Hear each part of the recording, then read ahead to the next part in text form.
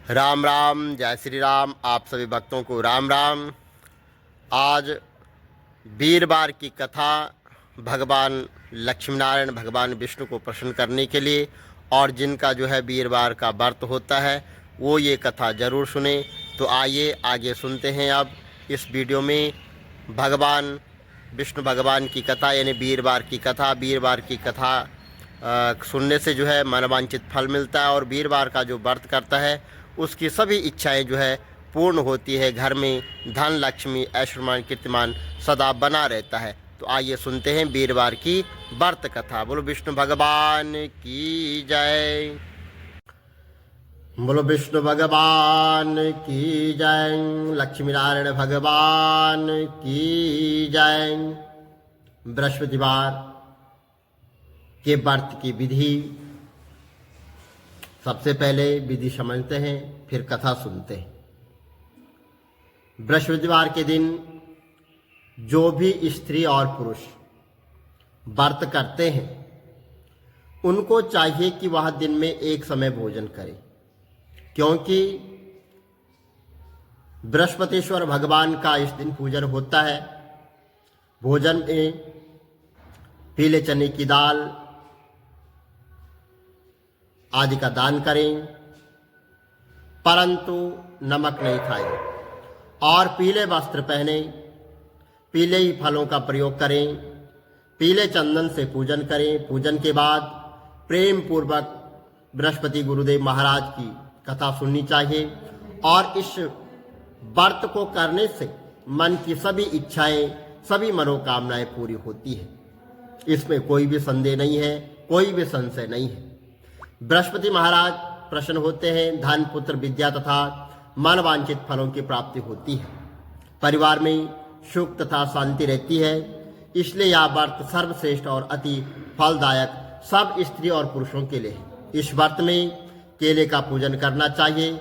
कथा और पूजन के समय मन क्रम वचन से शुद्ध होकर जो इच्छा हो बृहस्पति देव से प्रार्थना करनी चाहिए। उनकी इच्छाओं को बृहस्पति देव अवश्य पूर्ण करते हैं, ऐसा मन में दृढ़ विश्वास रखना चाहिए। बोलो बृहस्पति भगवान की जय। एक समय की बात है कि भारतवर्ष में एक राजा राज करता था। वह बड़ा प्रतापी दानी था। वह नित्य प्रति मंदिर में दर्शन करने जाता।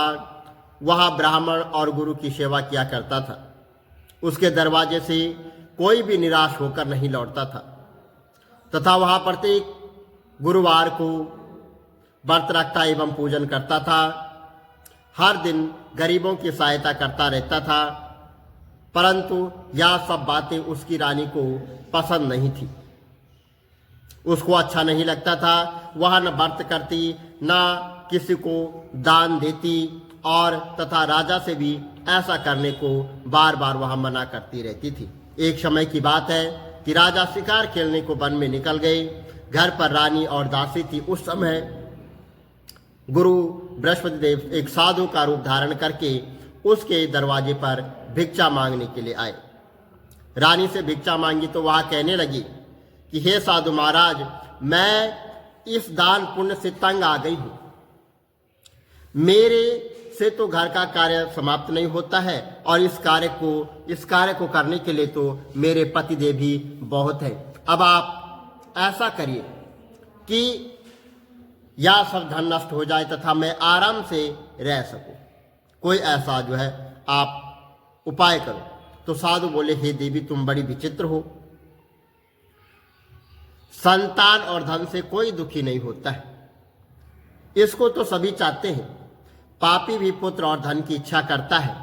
अगर आपके पास धन अधिक है तो भूखे मनुष्यों को भोजन कराओ, प्याव लगाओ, ब्राह्मणों को दान दो, धर्मशाला बनाओ, कुआं, तालाब, बावड़ी, बाग बगीचे आदि का निर्माण करवाओ, तथा निर्धन मनुष्यों और कुंवारी कन्याओं का उनका विवाह कराओ, और अनेक यज्ञ कर्म करो। इस प्रकार के कर्मों से आपके कुल का और आपका नाम लोक और परलोक में सार्थक होगा एवं स्वर्ग की प्राप्ति होगी। मगर वह रानी इन बातों से खुश नहीं थी। वह बोली, हे साधु महाराज, मुझे ऐसे धन की आवश्यकता नहीं है। जिससे अन्य मनुष्यों को मैं दान दूं तथा जिसको संभाल कर रखने में मेरा सारा समय जो है बर्बाद हो जाए, नष्ट हो जाए। साधु ने कहा, हे देवी, अगर तुम्हारी ऐसी ही इच्छा है तो ऐसा ही होगा। मैं तुम्हें बताता हूं, तुम वैसा ही करना। बृहस्पतिवार के दिन घर को जो है गोबर से लीपना, अपने बालों को धोना और धोते समय जो है स्नान भी करना।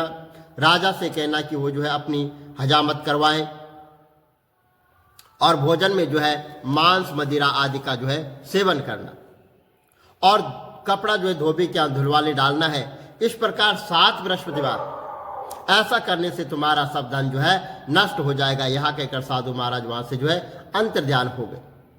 रानी ने साधु के कहने अनुसार जो है जैसे साधु महाराज ने कहा था वैसा ही किया और 3 बृहस्पतिवार बीते थे कि उसका समस्त जो धन था वो सब नष्ट हो गया और भोजन के लिए दोनों समय जो है परिवार अब तरसने लग गया।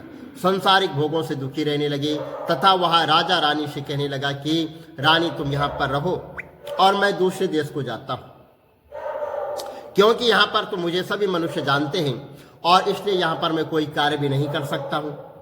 ठीक है ना, तो मैं देश चोरी प्रदेश भीख के बराबर है। ऐसा कहकर जो है राजा चला गया। वह जंगल में जाता है और लकड़ी काट कर लाता है और शहर में उसको बेचता है। ऐसा जो है वह करता रहा, जीवन व्यतीत करने लगा। इधर राजा के घर में रानी दासी जो है बहुत वो दुखी रहने लग गई। किसी दिन भोजन मिलता और किसी दिन जल पीकर ही रह जाती। एक समय जो है रानी और दासी 7 दिन बिना भोजन के उनको व्यतीत हो गई। तो रानी ने अपनी दासी से कहा कि हे दासी, यहाँ पास के नगर में ही मेरी बहन रहती है, वह बड़ी धनवान है, तो उसके पास जा और वहां से जो है 5 सेर बेजर मांग कर लिया, जिससे कुछ समय के लिए जो है हमारा गुजर बसर हो जाएगा। इस प्रकार रानी की आज्ञा मानकर दासी रानी की बहन के पास गई। तो रानी की बहन उस समय जो है भगवान का पूजन कर रही थी, क्योंकि उस रोज बृहस्पतिवार का दिन था।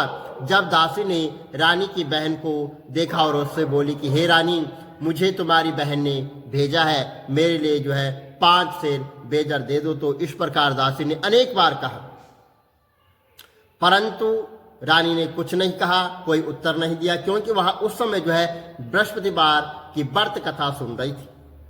इस प्रकार जब दासी को किसी प्रकार का कोई उत्तर नहीं मिला तो वह दुखी हुई और क्रोध भी उसको बहुत आया और लौटकर अपने वापस आ गई और रानी के पास आकर बोली कि हे रानी, आपकी बहन बहुत बड़ी घमंडी है, वह छोटे लोगों से बात भी नहीं करती है। जब मैंने उससे तुम्हारा संदेश कहा तो उसने कोई उत्तर नहीं दिया, मैं वापस चली आई। रानी बोली, हे दासी, इसमें उसका कोई दोष नहीं है। जब बुरे दिन आते हैं तब कोई सहारा नहीं देता है, कोई साथ नहीं देता है। अच्छे बुरे का पता विपत्ति में ही लगता है। जो ईश्वर की इच्छा होगी वही होगा, वह सब हमारे भाग्य का दोष है। उधर उस रानी ने देखा कि मेरी बहन की दासी आई थी, परंतु मैं उससे कुछ बोली नहीं। इससे वह बहुत दुखी हुई होगी। या सोचकर वह कथा को सुनकर विष्णु भगवान का पूजन समाप्त कर रानी अपनी बहन के घर चल गई और जाकर अपनी बहन से कहने लगी कि हे बहन, जिस समय तुम्हारी दासी मेरे पास आई थी तब मैं बृहस्पतिवार की व्रत कथा सुन रही थी, परंतु जब तक कथा होती है तब तक न तो कोई उठता है न बोलता है, इसलिए मैं न तो बोली। और दासी क्यों गई थी? रानी बोली कि बहन, हमारे घर में अनाज नहीं था, वैसे तुमसे कोई बात छिपी नहीं है, इस कारण मैंने अपनी दासी को तुम्हारे पास 5 सेर बेजर लेने के लिए भेजा था। रानी बोली, बहन, बृहस्पति भगवान सबकी मनोकामना पूर्ण करते हैं, देखो शायद तुम्हारे घर में अनाज रखा हो। इस प्रकार का वचन जब रानी ने सुना तो घर के अंदर गई और वहां उसे एक बड़ा घड़ा जो है बेजर का मिला। तो वह रानी और दासी जो है बहुत खुशी हुई और दासी से कहने लगी कि रानी देखो, वैसे हमको जब नहीं मिलता तो हम रोज व्रत ही करते थे, जब खाने को कुछ नहीं मिलता तो हम व्रत ही करते थे। अगर इनसे व्रत की विधि और कथा भी पूछ ली जाए कि कैसे व्रत करते हैं, कैसी कथा करते हैं, तो हम भी क्या करेंगे। तब उस रानी ने अपनी बहन से पूछा कि हे बहन, बृहस्पतिवार की व्रत कथा कैसे तथा किस प्रकार करनी चाहिए। रानी की बहन ने कहा कि इस व्रत में चने की दाल, मुनक्का से भगवान विष्णु का केले की जड़ में पूजन करें तथा दीपक जलाएं, पीला भोजन करें तथा कहानी भगवान की व्रत कथा सुने। और इसके सुनने से भगवान बृहस्पतिदेव प्रसन्न होते हैं, अन्न और पुत्र तथा धन देते हैं और सभी मनोकामना जो है वो पूर्ण करते हैं। इस प्रकार रानी और दासी दोनों ने निश्चय किया कि बृहस्पति भगवान का पूजन हम जरूर करेंगे। 7 दिन बाद जब बृहस्पतिवार आया तो उन्होंने व्रत रखा, घुड़शाला में जाकर चना गुड़ बीन लाई और उसकी दाल केले की जड़ पर चढ़ा दी और विष्णु भगवान का जो है पूजन किया। अब भोजन पीला कहाँ से आए? बेचारी बहुत दुखी हुई, परंतु उन्होंने व्रत किया था। इस कारण भगवान बृहस्पतिदेव प्रसन्न थे। वह महात्मा के रूप में 2 थालों में सुंदर पीला भोजन लेकर आए और दासी को देकर बोले कि हे दासी, यह तुम्हारे और रानी के लिए मैं भोजन लाया हूं, तुम दोनों भोजन का जरूर करना। दासी भोजन पाकर बहुत प्रसन्न हुई और रानी से बोली कि चलो रानी जी भोजन कर लें। तो रानी को इस विषय में कुछ भी पता नहीं था, इसलिए वह दासी से बोली कि तू ही भोजन कर, क्योंकि तू ही व्यर्थ में हमारी हंसी उड़ाती है। तो दासी बोली कि एक महात्मा भोजन दे गए हैं। रानी कहने लगी कि वह भोजन तो तेरे लिए दे गए होंगे, तो ही भोजन कर। दासी ने कहा वह महात्मा हम दोनों के लिए 2 थालों में भोजन देकर गया है, इसलिए हम दोनों साथ ही भोजन करेंगे। इस प्रकार रानी और दासी दोनों ने गुरु भगवान को यानी बृहस्पति भगवान को नमस्कार कर भोजन प्रारंभ किया। अब वह प्रत्येक बृहस्पतिवार को जो है व्रत किया और भगवान विष्णु का व्रत करने लगे, भगवान विष्णु का पूजन करने लगे। बृहस्पति भगवान की कृपा से फिर रानी और दासी के पास धन हो गया। रानी ने फिर उसी प्रकार आलस्य करने लगी तो दासी बोली कि देखो रानी, तुम पहले भी इस प्रकार आलस करती थी, तुम्हें धन रखने में बड़ा कष्ट होता है, इस कारण सभी धन नष्ट हो गया है। अब गुरु भगवान की कृपा से पुनः हमें धन प्राप्त हुआ है, तो फिर तुम्हें आलस्य हो रहा है। बहुत मुसीबतों के बाद हमने यह धन पाया है, बड़ा कष्ट पाया है, तब जाके ये धन हमें मिला है, तो इसलिए हमें दान पुण्य करना चाहिए। और तुम भूखे मनुष्यों को भोजन कराओ, प्याव लगाओ, ब्राह्मणों को दान दो, कुआं ताला बावड़ी आदि का निर्माण करवाओ, मंदिर पाठशाला बनाकर दान दो और कुंवारी कन्याओं का जो है विवाह कराओ। धन को शुभ कार्य में खर्च करो, जिससे तुम्हारे कुल का यश बढ़े तथा स्वर्ग प्राप्त हो और तुम्हारे पितृ बड़े प्रसन्न हो। इस प्रकार का जो है तुम दान करो, इसको दान करने से तुम्हारा यश मान और सम्मान बढ़ेगा। तब रानी ने इसी प्रकार का कर्म करना जो है आरंभ कर दिया और फिर काफी यश फैलने लग गया। एक दिन रानी और दासी विचार करने लगी कि न जाने राजा किस दशा में होंगे, उनकी कोई खबर नहीं है। और भगवान बृहस्पति देव से गुरु भगवान से प्रार्थना करने लगे कि और भगवान ने रात्रि में राजा को स्वप्न में कहा कि हे राजा उठ, तेरी रानी तुझको याद कर रही है, अब अपने देश चले जा। राजा प्रातः काल उठा और विचार करने लगा कि स्त्री जाति खाने और पहनने की साथी होती है, परंतु भगवान की आज्ञा मानकर वह अपने नगर को चलने के लिए तैयार हो गया। इससे पूर्व जब राजा प्रदेश चला गया था तो प्रदेश में दुखी रहने लगा, प्रतिदिन जंगल से लकड़ी काट कर लाता, उन्हें शहर में बेचकर अपना जो है दुखी जीवन जो है बहुत कठिनता से वो व्यतीत कर रहा था।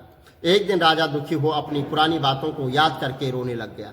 उस जंगल में बृहस्पति देव भगवान एक साधु का रूप धारण करके उसके पास आए और राजा के पास आकर बोले कि हे लकड़हारे, तुम बृहस्पति देव तुम जो है तो मतलब ऐसे जो है इन सुनसान जंगल में किस चिंता में बैठे हो, मुझको बताओ। तब यह सुनकर जो है राजा के नेत्रों में आंसू भर आए और साधु को प्रणाम करके बोले कि हे प्रभु, आप सब कुछ जानने वाले हैं। इतना कहकर जो है साधु को अपनी संपूर्ण कहानी यानी अपने संपूर्ण व्यथा, महात्मा दयालु होते हैं, उन्होंने सुना दी। तो राजा बोले कि हे राजन, तुम्हारी स्त्री ने बृहस्पति देव भगवान का जो है अपमान किया था, उनका अपराध किया था, जिस कारण तुम्हारी यह दशा हुई। अब तुम किसी प्रकार की चिंता मत करो, भगवान तुम्हें पहले से अधिक धन देंगे।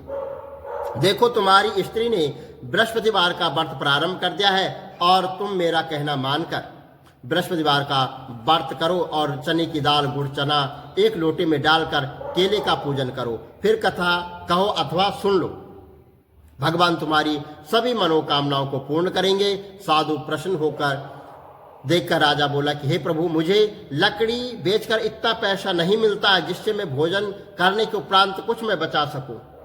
मैंने रात्रि में अपनी रानी को व्याकुल देखा है, चिंतित देखा है, मेरे पास कुछ भी नहीं है जिससे मैं उसकी खबर मंगवा सकूं। फिर कौन सी कहानी कहूं, यह मुझको कुछ भी मालूम नहीं है। तो साधु बोला कि तुम किसी बात की चिंता मत करो, बृहस्पतिवार के दिन तुम रोजाना की तरह लकड़ियां जो है शहर में ले जाओ, तुम रोज से जो है दुगुना धन वहां पर प्राप्त करोगे, जिससे तुम भली भांति भोजन कर लोगे। तब बृहस्पति देव की पूजा का सामान भी आ जाएगा। और बृहस्पतिवार की कहानी जो है इस प्रकार जो है आगे सुनो। प्राचीन काल में जो है यहाँ से जो है बृहस्पति भगवान की कहानी भी शुरू होती है। तो प्राचीन काल में एक ब्राह्मण था, वह बहुत निर्धन था, उसके कोई संतान नहीं थी। वह स्त्री बहुत मलिनता के साथ रहती थी और वह न स्नान करती न किसी देवता का पूजन करती। प्रातः काल उठते ही सर्वप्रथम भोजन करती थी, किंतु उसका कोई परिणाम न निकला। भगवान की कृपा से ब्राह्मण की स्त्री के कन्या रूपी रत्न जो है पैदा हुआ और वह कन्या अपने पिता के घर में बड़ी होने लगी। वह बालिका प्रातः स्नान करके भगवान विष्णु का जाप करने लगी, बृहस्पतिवार का व्रत करने लगी, अपने पूजा पाठ को समाप्त करके स्कूल जाती और अपनी मुट्ठी में जौ भरकर ले जाती और पाठशाला जो विद्यालय जाने का रास्ता था वहां पर डालते जाती और वही जौ जो वो स्वर्ण हो जाते थे और लौटते समय जो है उनको जो है इकट्ठा करके घर ले आती। एक दिन वह बालिका सूप में उन सोने के जौ को साफ कर रही थी, फटक रही थी, तो उसकी माँ ने देख लिया और कहा कि हे बेटी, सोने के जौ को जो है साफ करने के लिए सोने का सूपा भी होना चाहिए, इस दिन होना चाहिए। और दूसरे दिन जो है गुरुवार था, उस कन्या ने व्रत रखा और बृहस्पति देव से प्रार्थना करके कहा कि हे प्रभु, मैंने आपकी अगर सच्चे मन से पूजा की है तो मेरे लिए जो है एक सोने का सूप दे दो। तो बृहस्पति देव ने उसकी प्रार्थना स्वीकार कर ली और रोजाना की तरह वह कन्या जौ फैलाते गई और जब लौट कर आई तो उनको बीन कर जो है बीन रही थी। तो बृहस्पति भगवान की कृपा से सोने का उसको सूप मिल गया, उसे वहां घर ले आए और उससे जौ साफ करने लग गए। परंतु उसकी माँ का वही ढंग रहा, वो कोई चेंज नहीं हुई। तो एक दिन की बात है कि वहां कन्या सोने के सूप में जौ को साफ कर रही थी। उस समय शहर का जो राजा का पुत्र था वहां से होकर निकला, वहां से जा रहा था और वहां जब जा रहा था तो इस कन्या के रूप और कार्य को देखकर वो उस पर मोहित हो गया तथा अपने घर जाकर भोजन तथा जल को त्याग कर उदास होकर लेट गया। और राजा को जब इस बात का पता चला तो अपने मंत्रियों के साथ अपने पुत्र के पास गया और बोला कि बेटा, तुम्हें किस बात का कष्ट है? किसी ने तुम्हारा कोई अपमान किया है अथवा किसी ने तुम्हारे लिए कुछ कहा है? तो बेटा बोला कि मेरा किसी ने कोई अपमान नहीं किया है, ना किसी ने मुझे कुछ कहा है, मुझे आपकी कृपा से किसी बात का कोई भी दुख नहीं है। और परंतु मैं उस लड़की के साथ विवाह करना चाहता हूं जो सोने के सूप से जौ साफ कर रही थी। यह सुनकर जो है राजा आश्चर्य में पड़ गया। बोला, हे बेटा, इस तरह की कन्या का पता तुम ही लगाओ, मैं उसके साथ तुम्हारा विवाह अवश्य करवा दूंगा। राजकुमार ने उस लड़की के घर का पता बताया। तब मंत्री उस लड़की के घर गए और ब्राह्मण देवता को सभी हाल बतलाया। ब्राह्मण देवता राजकुमार के साथ अपनी कन्या का विवाह करने के लिए तैयार हो गए तथा विधि विधान के अनुसार ब्राह्मण की कन्या का विवाह भी राजकुमार के साथ संपन्न हो गया। कन्या के घर से जाते ही पहले की भांति उस ब्राह्मण देवता के घर में गरीबी का निवास हो गया। अब भोजन के लिए अन्न बड़ी मुश्किल से मिलता। एक दिन दुखी होकर ब्राह्मण देवता अपनी पुत्री के पास गए। बेटी ने पिता की दुखी अवस्था को देखकर अपनी मां का हाल पूछा। तब ब्राह्मण ने सभी हाल कह बताए कि तेरी माँ ऐसी है, ऐसा कार्य करती है। तो कन्या ने बहुत सा धन देकर अपने पिता को वहां से विदा कर दिया। इस तरह ब्राह्मण का कुछ समय सुखपूर्वक वहां पर जो है व्यतीत हो गया। कुछ दिन बाद फिर वही हाल। ब्राह्मण फिर अपनी कन्या के यहाँ गया और सभी हाल कहा तो लड़की बोली कि हे पिताजी, आप माता जी को यहाँ ले आओ, मैं उन्हें विधि बता दूंगी जिससे जो है गरीबी दूर हो जाएगी। वह ब्राह्मण देवता अपनी स्त्री को साथ लेकर पहुंचे तो पुत्री अपनी माँ को समझाने लगी कि हे माँ, तुम प्रातः काल उठकर जो है सर्वप्रथम स्नान करो और विष्णु भगवान का पूजन करो तो सब दरिद्रता जो है वह दूर हो जाएगी। परंतु उसकी माँ ने एक भी बात नहीं मानी उसकी, और प्रातः काल उठकर सबसे पहले अपनी पुत्री का जो बच्चों का जूठन वो खा लेती थी। एक दिन उसकी पुत्री को बहुत बड़ा क्रोध आया, बहुत बड़ा गुस्सा आया और वह एक रात कोठरी से सभी सामान निकाल दिया और अपनी माँ को उसमें बंद कर दिया। प्रातःकाल उसमें से निकाला, स्नान करवाया और पूजा पाठ करवाया तो उसकी माँ की बुद्धि ठीक हो गई और वह प्रत्येक बृहस्पतिवार का व्रत रखने लगी। इस व्रत के प्रभाव से उसकी माँ बहुत धनवान हो गई तथा पुत्रवती हो गई और बृहस्पति जी के जो है प्रभाव से स्वर्ग को प्राप्त हुई तथा ब्राह्मण भी सुखपूर्वक इस लोक के सुख भोग कर जो है स्वर्ग को प्राप्त हुआ। इस तरह कहानी सुनकर साधु देवता वहां से लोप हो गए। धीरे धीरे समय व्यतीत होने पर बृहस्पतिवार का दिन आया और राजा जंगल से लकड़ी काट कर किसी शहर में बेचने गया। उसे उस दिन जो है अधिक धन मिला तो राजा ने जो है चना गुड़ लाकर बृहस्पतिवार का व्रत किया। उस दिन उसके सभी क्लेश वहां से उस दिन से दूर होने शुरू हो गए। परंतु जब दूसरा जो है बृहस्पतिवार आया तो बृहस्पतिवार का राजा जो है व्रत करना भूल गया। इस कारण बृहस्पति भगवान उससे नाराज हो गए। उस दिन उस नगर के राजा ने विशाल यज्ञ का आयोजन किया था तथा पूरे शहर में घोषणा करवा दी कि कोई भी मनुष्य अपने घर में भोजन नहीं बनाएगा, आज कोई आग भी नहीं जलाएगा अपने घर में। समस्त लोग मेरे यहाँ भोजन करने आएंगे और मेरी जो इस आज्ञा को नहीं मानेगा उसके लिए जो है फांसी की सजा जो है तत्पर हो जाएगी, उसको फांसी दी जाएगी। इस तरह की घोषणा संपूर्ण नगर में करवा दी गई। राजा की आज्ञा अनुसार शहर के सभी लोग भोजन करने गए, लेकिन लकड़हारा कुछ देर से पहुंचा, इसलिए राजा ने उसको अपने साथ घर में ले गए और ले जाकर भोजन करा रहे थे तो रानी की दृष्टि उस खूंटी पर पड़ गई जिस पर उसका हार लटका हुआ था। वहां पर वो हार दिखाई नहीं दिया। रानी ने निश्चय किया कि इस मनुष्य ने जो है किसी ने जो है मेरा हार चुराया है और उसी समय वहां पर राजमंत्रियों को बुलाकर उसको अंदर करवा दिया। जब राजा जेल खाने गया तो बहुत दुखी होकर विचार करने लगा कि न जाने कौन से पूर्व जन्म के कर्म से मेरे लिए दुख प्राप्त हुआ, और उसी साधु को याद करने लग गया, यानी भगवान विष्णु को जो है याद करने लग गया जो उनको जंगल में मिला था। अरे मूर्ख, उसी समय जो है तत्काल बृहस्पति देव साधु के रूप में प्रकट हो गए और उसकी दशा देखकर कहने लगे कि अरे मूर्ख, तूने बृहस्पति देव की कथा नहीं की है, इसी कारण तुझे जो है दुख प्राप्त हुआ है। अब चिंता मत कर, बृहस्पतिवार के दिन तुझे जो है इस कैद खाने के दरवाजे पर 4 पैसे पड़े मिलेंगे और तू जो है बृहस्पति देव की पूजा करना तेरे सभी कष्ट जो है दूर हो जाएंगे। और उसी रात्रि को बृहस्पति देव ने उस नगर के राजा को स्वप्न में कहा कि राजन, तुमने जिस आदमी को जो बंदी कारागार में बंद कर रखा है, बंद करवा रखा है, वह निर्दोष है, वह राजा है, उसे छोड़ दो। रानी का हार उसी खूंटी पर लटका हुआ है जहां पर रखा हुआ है।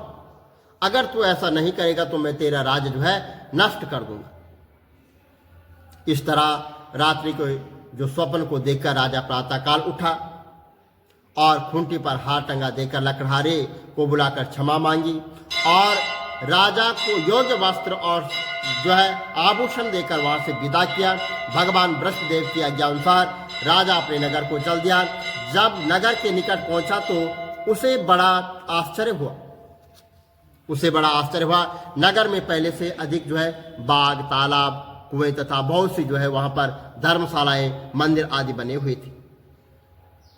राजा ने पूछा कि यहाँ किसका बाग है और धर्मशाला है। तब नगर के सब लोग कहने लगे कि यह सब रानी और उसकी दासी ने बनाए हैं। तो राजा को आश्चर्य हुआ और गुस्सा भी आया। जब रानी ने यह खबर सुनी कि राजा आ रहे हैं तो उसने अपनी दासी से कहा कि हे दासी, देखकर राजा हमको कितनी बुरी हालत में छोड़कर गए थे, यहाँ हमारी ऐसी हालत देखकर कहीं वापस लौट के न जाए, इसलिए तू दरवाजे पर खड़ी हो जा। और आज्ञा अनुसार दासी दरवाजे पर खड़ी हो गई। राजा आए तो उन्हें अपने साथ ले आना। तब राजा ने क्रोध करके अपनी तलवार निकाली और पूछा, यह बताओ कि यह धन तुम्हें कैसे प्राप्त हुआ है? तब उन्होंने कहा कि यह सब धन जो है हमें भगवान बृहस्पतिदेव यानी भगवान विष्णु की कृपा से प्राप्त हुआ है। बृहस्पतिदेव का हमने व्रत किया है, उनके प्रभाव से हमें यह धन प्राप्त हुआ है। राजा ने निश्चय किया कि 7 रोज बाद सभी बृहस्पतिदेव का पूजन करते, परंतु मैं रोजाना दिन में 3 बार कथा कहा करूंगा और कथा सुना करूंगा, रोज व्रत क्या करूंगा। अब हर समय राजा के दुपट्टे पर चने की दाल बंधी रहती थी। दिन में 3 बार कथा करता था। हर रोज ऐसा विचार किया कि चलो अब एक दिन जो है राजा ने ऐसा विचार किया कि चलो अपनी बहन की यहाँ हुआ हूँ। तो इस तरह निश्चय कर राजा घोड़े पर सवार होकर अपनी बहन के घर जाने लगा। उसने देखा कि कुछ आदमी एक मृतक शरीर को ले जा रहे हैं। उन्हें रोककर राजा कहने लगा कि अरे भाई, मेरी बृहस्पतिवार की कथा सुन लो। वो बोले, जिसको अपनी बृहस्पतिवार की कथा की पढ़ी है, यहाँ तो हमारा जो है आदमी पूरा हो गया, इसको अपनी कथा की पढ़ी है। तो कुछ आदमी बोले, अच्छा कहो, हम तुम्हारी कथा भी सुन लेंगे।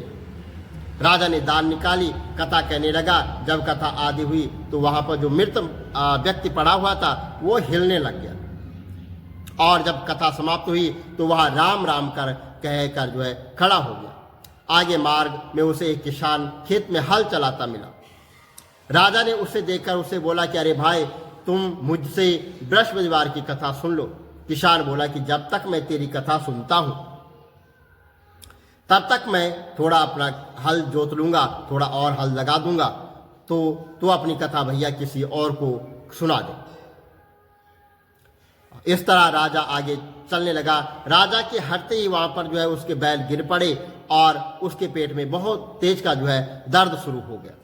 उस समय उसकी माँ जो है रोटी लेकर आई। उसने जब यह देखा तो अपने पुत्र से सब हाल पूछा। बेटे ने भी सब हाल कह सुनाया। तब वह बुढ़िया दौड़ी दौड़ी उस घुड़सवार के यानी राजा के पास गई और उससे बोली कि मैं तुम्हारी कथा सुनूंगी, तो अपनी कथा मेरे खेत पर ही चलकर कहना। बुढ़िया ने खेत पर जाकर जो है कथा सुनी और सुनते ही बैल वहां पर खड़े हो गए और किसान का पेट के दर्द का वो भी जो है समाप्त हो गया। और राजा अपनी बहन के घर पहुंच गया। बहन ने भाई की खूब मेहमानी की। दूसरे दिन राजा जो है प्रातः काल जागा, वहां देखने लगा कि यहाँ सब लोग जो है भोजन कर रहे हैं। राजा ने अपनी बहन से कहा कि ऐसा कोई मनुष्य है जिसने अभी तक भोजन न किया हो, जो मुझसे बृहस्पतिवार की कथा सुन ले। बहन बोली कि हे भैया, यह देश ऐसा ही है, यहाँ लोग पहले भोजन करते हैं, बाद में अन्य कार्य करते हैं।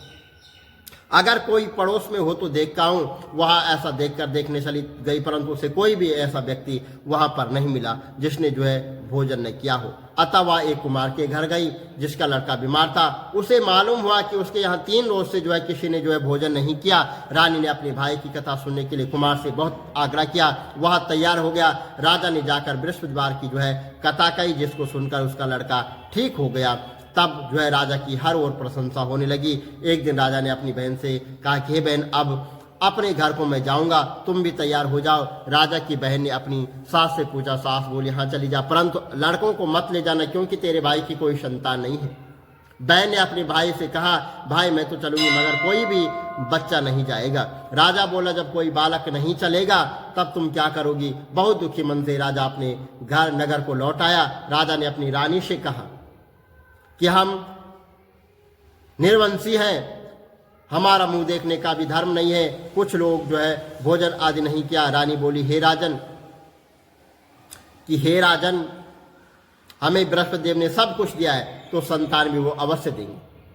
उसी रात जो है बृहस्पतिदेव ने राजा को स्वप्न में कहा कि हे राजन, उठ सभी सोच त्याग दे, तेरी रानी जो है गर्भवती है। राजा को यह बात सुनकर बहुत खुशी हुई। 9वें महीने में उसके गर्भ से एक सुंदर पुत्र जो है प्राप्त हुआ। तब राजा बोला कि हे रानी, स्त्री बिना भोजन के रह सकती है, बिना कहे नहीं रह सकती है। जब मेरी बहन यहां आए तो उसको कुछ मत कहना, रानी ने सुनकर हाँ कर दी। जब राजा की बहन ने यह शुभ समाचार सुना तो वह बहुत खुशी हुई और बधाई लेकर अपने भाई के यहाँ आई। तब जो है तो रानी ने कहा कि घोड़ा चढ़कर तो नहीं आई, गधा चढ़कर आइए। राजा की बहन बोली, भाभी अगर मैं इस प्रकार न कहती तो तुम्हें जो है औलाद प्राप्त नहीं होती है, तुम्हें औलाद कैसे मिलती। तो बृहस्पति देव ऐसे ही हैं, जैसे जिसकी मन में मनोकामनाएं हैं सभी पूर्ण होती है। जो सद्भावना पूर्वक बृहस्पतिवार का जो है व्रत करता है, सच्चे मन से व्रत करता है, उसकी जो है सभी मनोकामनाएं पूर्ण होती है। जो कथा पढ़ता है, सुनता है, दूसरों को सुनाता है, बृहस्पति देव भगवान उसकी सभी मनोकामनाएं पूर्ण करते हैं। और श्रद्धा से बृहस्पति देव भगवान देव उनकी सदैव जो है वहाँ पर रक्षा करते हैं। और संसार में सच्ची भावना और श्रद्धा से भगवान जी का जो पूजन करते हैं उनकी सभी जो है मनोकामनाएं पूर्ण होती है। जैसी सच्ची भावना से राजा और रानी ने उनकी कथा का गुणगान किया तो उसी उनकी जो है सभी इच्छाएं बृहस्पति देव की कृपा से पूर्ण हुई। और इसलिए जो है सबको कथा और सुनने के बाद जो है प्रसाद लेकर जाना चाहिए। हृदय में उसका जो है मनन करते हुए जयकारा जो है बोलना चाहे। तो बोलो बृहस्पति देव भगवान की जय, विष्णु भगवान की जय। ओम नमो भगवते वासुदेवाय, ओम नमो भगवते वासुदेवाय। बोलो विष्णु भगवान की जय, बृहस्पति देव भगवान की जय।